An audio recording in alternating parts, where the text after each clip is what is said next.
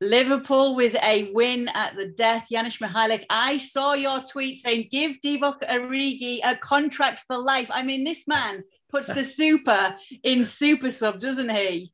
Yeah, well, he does. I mean, it's incredible, right? Because we were like 30 seconds away from negative tones about Liverpool, even though there would have been absolutely no reasons, the number of chances they've created, right? But if you look at Origi, and if you remember some of the games against Everton, Barcelona, of course, he had a couple there, a Champions League final, and I was being reminded against Newcastle as well. So yes, he doesn't play often, but when he does, he certainly makes a difference, off the bench in particular, but even when he starts sometimes. So yes, sometimes amongst all the stars of Liverpool, we take players like Divock Origi for granted, don't we?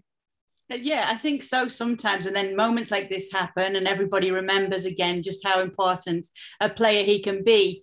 Now, tell the truth. Did you think it was going to finish 0-0, or did you think Liverpool might have something up their sleeve?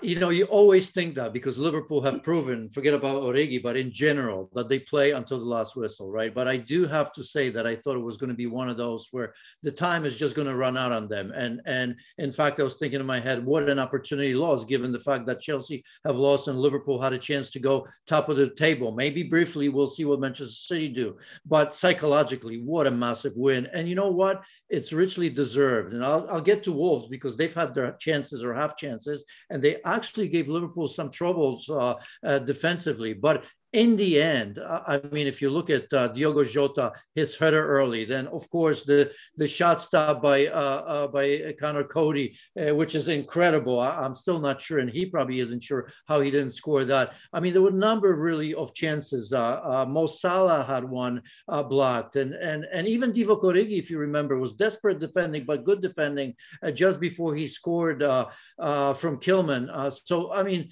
4 or 5 chances. They scored what? 4 against Everton, 4 against the Saints. They had another 4-goal game just before that. I can remember Arsenal, I suppose that was the one.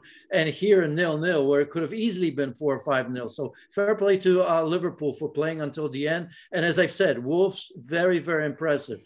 Some will say desperate defending. I thought it was good and heroic defending at times.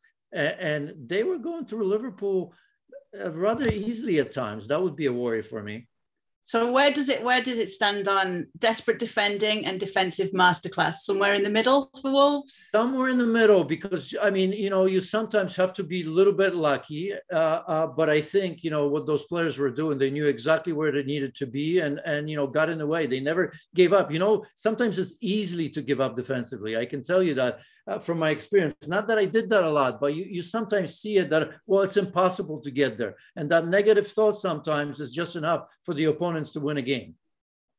And when you saw those celebrations on the bench, just to end, because this leads back into this amazing Premier League title race that we are seeing, do you think that they were as excited as they were, not just because it was a late winner, but because they were able to capitalize on what had happened to Chelsea earlier in the day?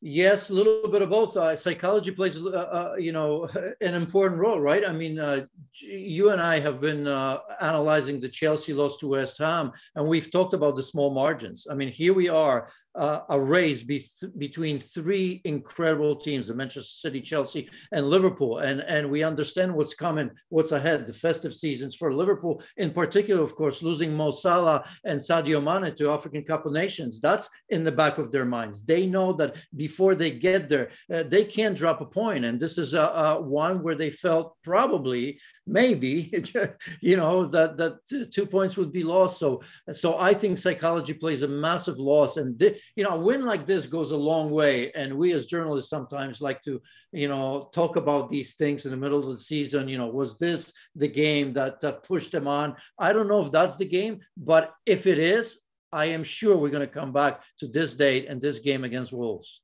Yeah, what a massive win that was for Liverpool, and another massive moment for Divock Origi. Thanks so much for watching ESPN on YouTube, and for more sports highlights and analysis, be sure to download the ESPN app, and for premium content and live streaming, subscribe to ESPN Plus.